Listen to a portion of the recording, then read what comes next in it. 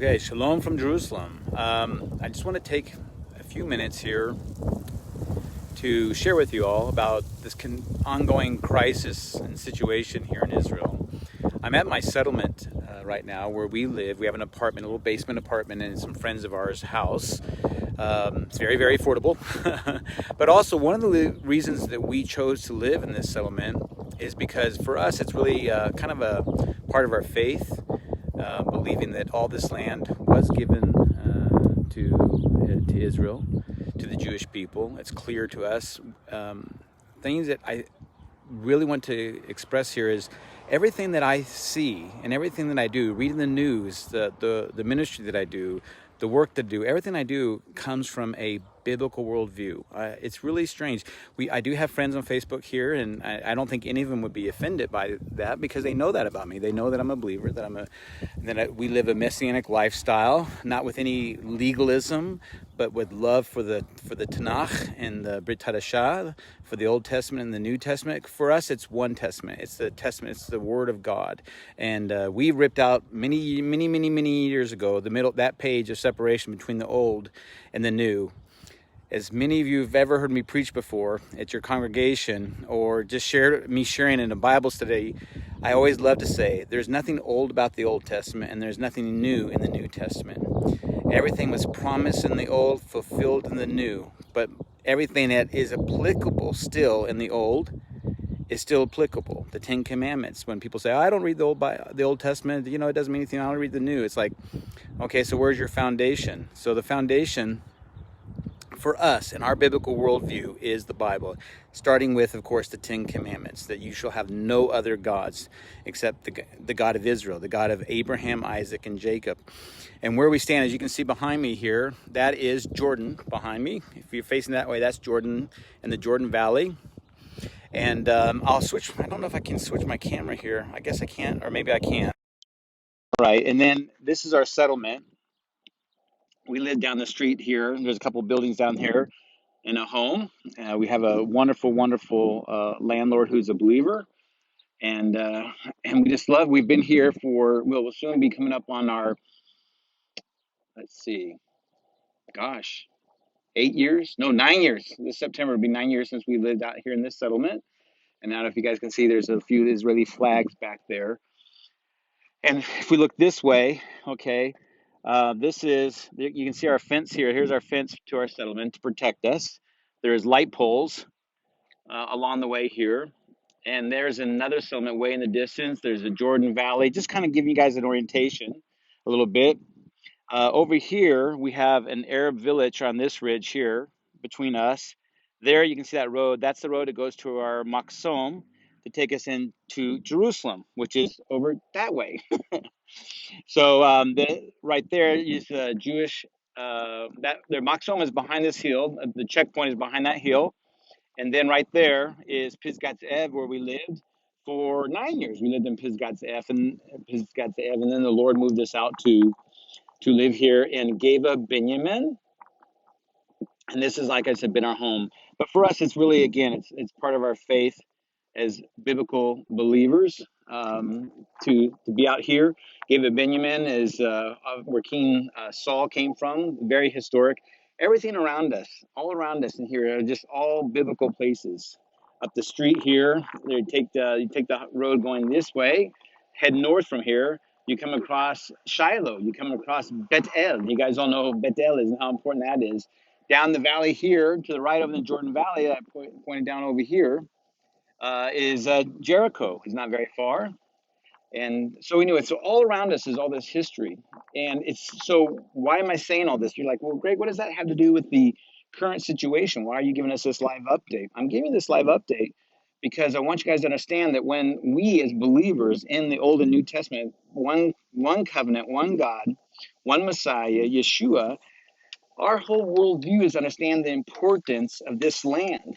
And it wasn't just was. I do know there are Christians in the world who call themselves believers who think God is finished with Israel and that the Jewish people are done with. And I just think there's nothing further from the truth. And I think current history can show you clearly how the things that are happening now not only strengthen the Bible, the testimony of the Bible, but point us towards what's going to be happening in the near future. I'm not setting dates or times. We all know that is very, very dangerous. I'm not trying to read the headlines in the paper and connect it with this specific biblical prophecy or that biblical prophecy. I'm speaking in generalities, but not too general. I am speaking in biblical faith about what is going on here. So, in that city, Jerusalem, that way, which we're miles wide, I'll tell you, we're about to the downtown from our home is 12 kilometers. So, I'm not exactly sure how far that is in miles, maybe 7 miles, 8 miles for us to be in the center of town by the old city, the Iriatica, we say the old city. In that old city, as you guys know, the history of Israel, quick overview, how important this is. 70, the temple is destroyed. Okay, the temple destroyed, and that one generation from Yeshua's death, burial, and resurrection in Jerusalem, a Jewish city where he rose, where he went to a mountain called the Mount of Olives, which is just, I can't, the Mount of Olives, which is just that away. That away is the Mount of Olives, okay? So that Mount of Olives is where he went after his resurrection, okay, after he ministered and had hundreds and hundreds and hundreds of his believers, his Talmudim, his followers see him because he had to have that testimony. So after that, he comes back to Jerusalem after being in the north, comes back to Jerusalem, the very city where he was crucified for mankind to take on the sin of the world, okay, to become a curse, to become sin for us, rose defeating death, taking dominion back at the beginning spiritually, and we're still in that process. If he will become physical again, he will return to the very place where he ascended. That is the hope we have. So that city of Jerusalem, now think about this. If you say, well, Jerusalem's not that important. I'm a believer. I love Yeshua. I go to Sunday and worship every Sunday. I read my Bible every day. I pray. Hallelujah. Praise God. Do that. Continue that. That is building your faith. But please don't think that Israel and the Jewish people and what's going on now is not relevant to your faith if you are a Bible believer. So what happens is the temple is destroyed one generation, 40 years after Yeshua's resurrection and ascension, okay, and he ascended. And on that Mount of Olives, and he said the two angels that were there said that he will return to this very spot. He's going to return to Jerusalem. That's why this city is important to you as a believer in the Bible. Okay, so on that mountain, he descends. Okay, I mean he ascends, but he will descend. We then have the destruction of the temple 40 years later. The Jews are persecuted, scattered. You guys know the whole story, how it falls. Titus comes in and destroys it. All right. And then from that point on, the history I could go on, but not my point today is, but from that point on, that city, okay, the enemy came and drove the Jews out, trying to push the Jews out, trying to push the Jewish people out. Always, through all of history, try to keep, but there was always a remnant of Jewish people around Jerusalem. Even with all that crazy persecution, excuse me for the all that persecution and all those situations. So think about this. Here we are in 2,000 years later, and we miraculously get the nation of Israel reestablished in 1948. And I know that Ben Gurion said, under the authority of the United Nations, if you ever listen to his speech, okay, his Declaration of Independence, and that was something that he had to do because there was the vote. We all know about the vote, all right, in the UN, okay, recognizing the Jewish people's right to have a Jewish state. And you guys know how divided and how small that area was, okay? It was very small. Geographically, physically, it was a very small area. And another thing, I find out many believers don't know this. After Israel declared its independence on May 14th, under the authority of the United Nations, now we know from a biblical worldview that authority was reestablished under God's prophetic word, not just His word, but His foretelling what was going to happen. So here we are 2,000 years later. May 14th, 1948, Israel declares, that's on the Gregorian calendar, not the Jewish calendar, okay, declares the state of Israel's independence. 5 Arab nations invaded Israel the very next day. 5 nations, all around us. okay, all around our borders, okay, and it wasn't we. And remember the partition, we had a very small chunk of land at that time, very small chunk, all right, that was given, quote unquote, to us by the United Nations. We know it was given God, but it was the start of the process. So here we are, May 14th, 1940. We miraculous, even if you go back and check your history, watch documentaries on YouTube, the United States government, who supported the establishment of Israel, the Jewish state, even their own State Department did not believe we had a chance of surviving. Honestly, did not believe we would win the war of five armies, Arab armies invading them. Some of them very well mechanized, okay, and trained. We survived. And from that day point, that forward, that day on, we've been in nothing but constant struggle for survival to keep the Jewish state here. Why is this important to us? Because Yeshua said he's coming back to this very city, Jerusalem. So here we go. I'm sorry, I'm talking maybe a little bit longer than I originally thought, but I just want to give people a perspective of what's going on. So from 1948, every year after that, the Muslims, okay, around this area call this the day of tragedy, the great day of tragedy. The Jewish people got reestablished. And Jerusalem was split, it was divided in half. Maybe many of you didn't know that. From that partition plan, Israel was happy to have half of Jerusalem. Okay, since 1948, we had what was called the western side of Jerusalem, the developing side of Jerusalem, the Jewish side of Jerusalem, and that all began under the Ottomans. Okay, that all began. The Jews started the first Aliyah, the real move back, started in the late 1800s because of the pogroms and the persecution in Eastern Europe and Russia. As you guys know, if you ever seen the movie Fiddle on the Roof, great movie, entertaining, but it is about a historical fact about the pogroms, and what you see happen to that little Jewish village is a historical fact. And that didn't happen just to one or two villages, it happened to many Jewish villages. So the Jews had to flee, and they came back to Israel. And that was in the late 1800s. So then fast forward 70 years later, we have Israel being reestablished, and here we are in this constant struggle. For the last 70 years, we've been in struggles. We've had war after war, and it's just been so difficult, and there's a high price that's been paid. Israel's economy is amazing, startup nation, high tech. Could you imagine if we didn't have to spend one third of all our taxes, all the income that comes in the federal government here, the Israeli government, all the taxes have to go to security. It's disproportionate. It's so outrageous. But we still somehow have managed to develop as a modern state, to become a very modern Western state. Very imperfect, of course. We have problems with politics. We have all kinds of crazy chaos. You guys know all of the stories. And that has nothing to do with the biblical worldview. The biblical worldview says since 1948, God said something to the body of believers around the world. Israel is back in the land, fulfilling so many Bible prophecies. So from that point, we've had all these struggles. So just to guys give you a reference, because I've not seen this very much in the Western media. Why did this all start with the Hamas and Gaza?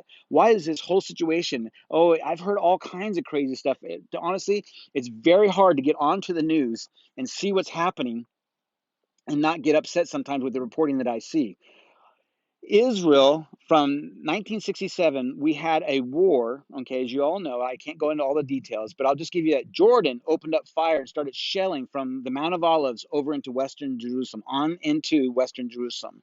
That started, okay, that happened a few days after the Six-Day War started, but Nasser and everything was organizing in Egypt, and people say Israel started the Six-Day War. That's just not true. We had all the intelligence. We had whole divisions of Egyptian armies moving in towards Israel from through the Sinai. So Israel struck the Egyptian army. Okay, so just clear fact here. Okay, so every intelligence world, anyone who knew, Russians knew it, Americans knew, everyone knew that they were going to launch a war in 67. Okay, Israel did not start the Six-Day War, but what's miraculous is that in 6 days we won a war, and Jerusalem was reunited. Okay, now this is really, really important. Okay, from that point on, they immediately respected Islam, the Dome of the Mosque. Israel, the Jewish people are very good about respecting other religions. They didn't go tear down the Dome Rock. They didn't go destroy the Church of the Holy Sepulchre for the Catholics and for Orthodoxy. That's really, really important. They didn't do any of that. They respected the city. Actually, they immediately started to renovate the city and start to try to rebuild the oldest city. It didn't even have a modern sewer system in 1967. The most quote unquote holiest spot for Islam and it didn't even have running water and a modern sewer system. That's how much they thought of Jerusalem, okay? But once the Jewish people, by God's grace, okay, and many lives lost, regained Jerusalem, and it was united. Okay, why don't you say united? Because it was West and East Jerusalem. It was Jordan and Israel. And when Jordan opened up fire and started shelling, that's when the war launched towards the old city. Israel had to do something. So think about this.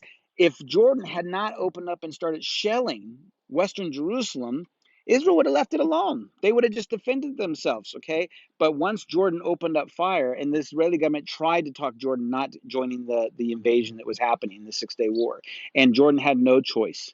It was a much smaller nation, much poorer then. It's not a wealthy nation now, but it's much more established now than it was then.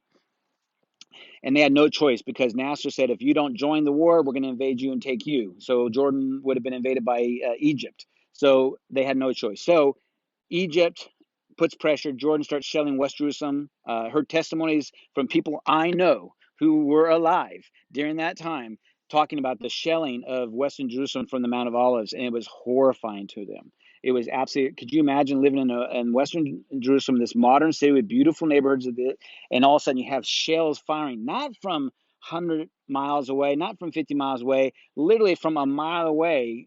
The Jordanian troops on the Mount of Olives started shelling Western Jerusalem, and there's a couple of my friends that told us about the horror. He told me just how horrifying it was, and people were running all over the streets. He actually worked for the Israeli government in downtown in Western Jerusalem, and he was a lifetime federal employee. And he told the horror of running for it, and they were told to prepare because they didn't know what was going to happen. But it's still at the end, it was shocking. So from that day, the Muslims and the Arabs around all the area here, and the Palestinians, that's they've been colloquialized now to be called Palestinians. Back then, they weren't called that. But these people, okay, have called this day the day of tragedy when Jerusalem was reunited. So, what launched all these attacks? I'm just trying to give you background, you understand it. So, Israel was celebrating Jerusalem Day, the reunification of the city of Jerusalem under Jewish rule and security. Totally respected all the religions, did nothing to disrespect any of the religions. The city of Jerusalem is a Jewish city. Obviously, was first Jewish. Well, after it was captured for King David, after they captured it. But after that, okay, then of course, then we have Christianity, and then we have Islam.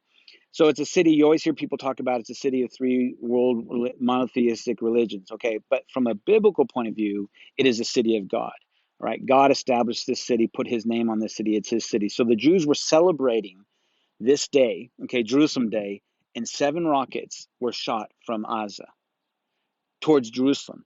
Now, Seth, where he lives in Yadashmoni, he's on the east side of Jerusalem. One of the rockets hit a neighborhood very, very close to him, literally 5 minutes, just hop in your car, not even 5 minutes. That's with traffic. As the birds fly a minute away from him, but so that those rockets, and this is what started this whole thing. This, and there had been some protesting, and this is what started it. So there had been protests because they called it the day of tragedy. So here all the Jewish people, if you look on the news, were waving flags, celebrating Jerusalem Day, the reunification, because obviously the Jewish people are very happy about that, and we as biblical believers are very happy about that. That's what started the whole war. This is what started this current situation. Now, I just wanted to give you that because today, as I was reading the news, I was just very, very disturbed by some of the things I saw. And I thought, if some people are only watching this channel, that channel, I'm not going to try to get political. I'm not going to get political, and I'm not going to try to bash any channels. But I was concerned that some of you may have not understood what really launched all this. So, 7 rockets fired. Okay, that's a red line when you fire towards Jerusalem. Okay, it really is a red line. So Israel did some kind of warnings, dropped a few bombs, took out a few. Hamas, who is a terrorist organization, took out some of their leaders, and then it escalated from that point on. So I did a video. I think I showed you guys. There's a video I did on my way home on last Sunday, a week ago, talking about this whole crazy situation, or maybe it was Monday. I can't remember exactly now. Sorry, but I talked about the situation and how it was going forward. So what happened was is that crossed the red line. Israel does some retaliations, and then and then Hamas decided to escalate it, and they really escalated it. Okay, so from that point on, there was this large escalation. So I'm just really hoping you guys understand this has been an escalation going back and forth, back and forth, back and forth. So what happened was, and it's just I do not know why Hamas decided to do this to fully out. I am deeply concerned about what is going on. My daughter Leah, as you all know, is in the Israeli Air Force. She has been crazy busy. She's had sleepless nights because they had so many missions. uh, I have an app on my phone that tells me every time the alarms are going off, the warnings are going off in neighborhoods all over, mainly, of course, close to Gaza, but as far as Petah Tikva, which is the north part, and Givatayim, which is the north part of Tel Aviv. We've had rockets, a few get close to Ben Gurion, which, of course, is another red line. You can't send your rockets into our international airport. So obviously that's affected. This has had a huge effect on the economy. We're all trying to come out of COVID, and every nation is trying to come out of COVID. And this is just the worst thing that could happen to Israel. As we're doing really good with the COVID, and we're trying to come out, and this whole situation happens. So I've been praying, praying, praying, asking you guys to pray. Thank you so much for your prayers. And it's just really important for you all to know, just please pray for the peace of Jerusalem, the nation of Israel, because when I'm not saying thus saith the Lord, this is not a prophetic word, but it was what the Lord spoke to me as I was praying about this. Lord, please let this de-escalate. Please let this go down, subside. I clearly heard through the Holy Spirit, not an audible voice, but an impression on my heart, is that he's in this. He's allowing this to happen.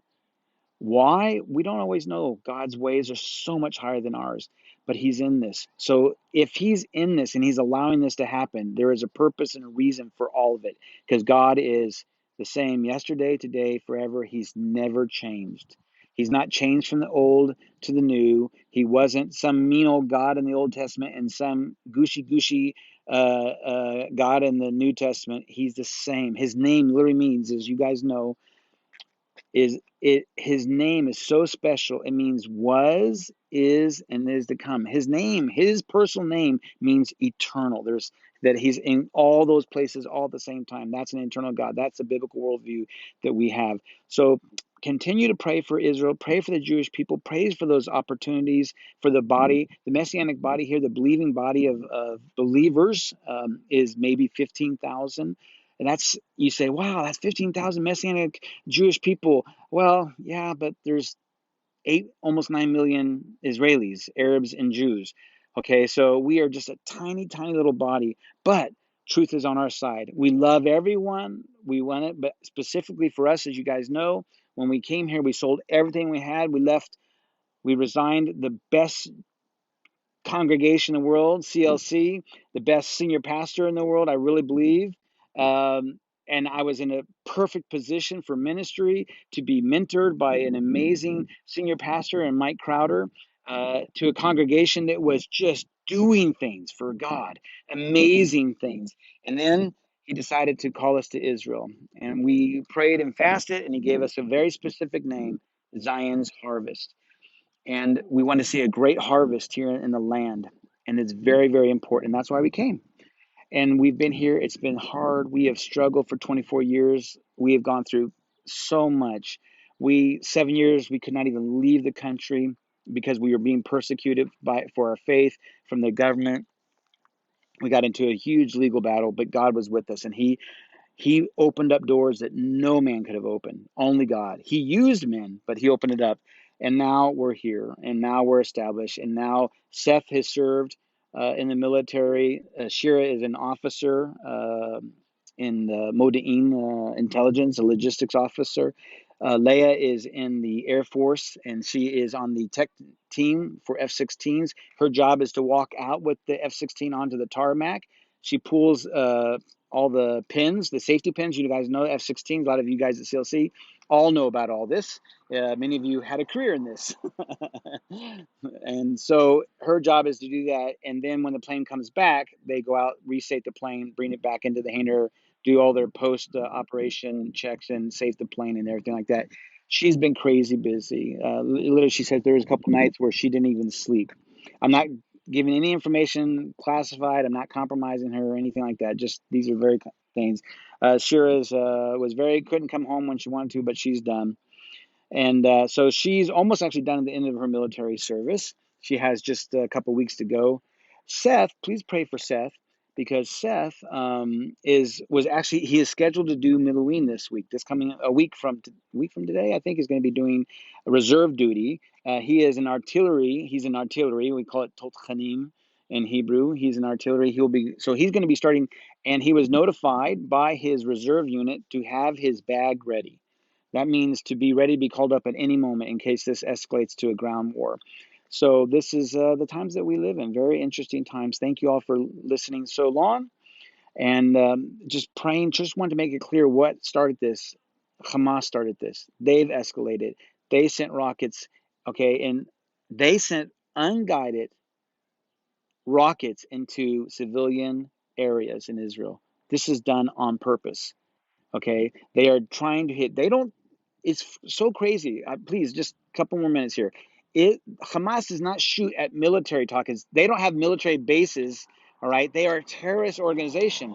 So they shoot these rockets from residential areas, from schools, in apartment buildings. They go in and they shoot these off roofs of apartment buildings with 100 people in the building and families. They go to the roofs and shoot these rockets. And they yes, they have enough technology and they know how to do the old doing artillery rocket fire. Let me tell you, some of these people in this Hamas are brilliant. Okay, some of their scientists and all this they've developed these rockets on their own, and they shoot them into civilian areas on purpose. It's terror. They want to terrorize us. It's just crazy. But Israel and their response. Let me tell you something about Israel's response. It is terrible. Any loss of life in Gaza. This is tragic. I don't think any of us, our prime minister has said it is tragic, but we have to respond to indiscriminate rocket fire from a terrorist organization embedded in civilian areas into our civilian areas. They have to respond. But some of you saw in the news that huge building that fell. Okay, that was a Hamas headquarters. What you don't know and what they will not tell you in the news is Israel. How do you think all those pictures were taken by the news? They were all told that building was going to be leveled. They drop leaflets. They do what's called knock knock bombs. They drop these bombs on the roof that have a lot of bark but no bite. There's no shrapnel. They just create a loud thump. They're called knock knock bombs. They're knocking on them. Knock knock. Okay, and they all know that the clock is ticking from that point forward. So this is what's happened there. So there are casualties, and it breaks our heart. It absolutely is casual. But Israel has casualties, and they are on purpose. They are terrorists. So think about this. Like when Seth was stabbed by that Israeli when he was in his Israeli army uniform, he was stabbed by a terrorist. His purpose was to kill Seth, not to injure him. Okay, his desire was to kill him, to make a statement. All right, to whatever protest to be, I don't know, but he wasn't trying just to hit him or to persecute him. He was trying to kill him. When Hamas sends those rockets into terror to cause terror, they hope that they kill people. I know some of you are shaking your head. I'm sorry to be so blunt. That is their desire. Israel's had 11 people died. One of them was a 5-year-old child. We're very sorry for the innocent civilians that lost their life. The terrorists aren't soldiers. They're terrorist soldiers. That's not an issue. Okay, about their lives being lost. It's a war. So anyway, so I have gone on too long, way much longer than I wanted, but I just really felt moved to come on here, do a FaceTime live quickly and just let you guys know to please pray for Israel. Please pray for my family. Pray for my soldiers, Leah, Shira, and Seth, who will be going into Miluim and can be called up any moment. Has his bag ready. He said he's all ready to be called up to do reserve duty. And we just really need God's grace and mercy and all this. And my thing as I was praying this morning, I'm deeply concerned, not because this is prophetic insight or a word from the Lord, but I am concerned that with all this going on and Israel using so many of its Iron Dome missiles to try to defend the South, it does, and they're digging now deep into their Iron Dome reserves. This is costing millions and millions of dollars, millions of dollars. Those rockets are not cheap to replace, and they have to. You guys saw by some of the video how many they send up. I'm concerned about the northern border with Hezbollah. If Israel uses a lot of its reserves, it does make us more vulnerable than North. There's no doubt. And I don't know what the terrorist regime in Iran, not the Iranian people, but the regime, they might want to try to exploit this because this has been carried on and carried on and carried on. While I was right before I went online, all kinds of red alerts, more and more missiles. I've been waked up 3 in the morning, 2 in the morning because I have it going on. Because I want to pray every time. If I wake up, I'll just pray. I'll just pray, Lord, please let this rocket fall into a field and harm no one. I pray over every of those things. That's why I have the alert on. It's been difficult. It's been got all through the nights, and then I also think about my daughter and being on her base, sending out F-16s to respond. So anyway, please pray for the Israel. Please pray for the peace of Jerusalem. It makes a difference. Prayer makes a difference. Do not think any prayer for peace in the Middle East, peace in Israel, peace in Jerusalem won't make a difference. It will. It'll make a big impact. All right. Shalom, shalom.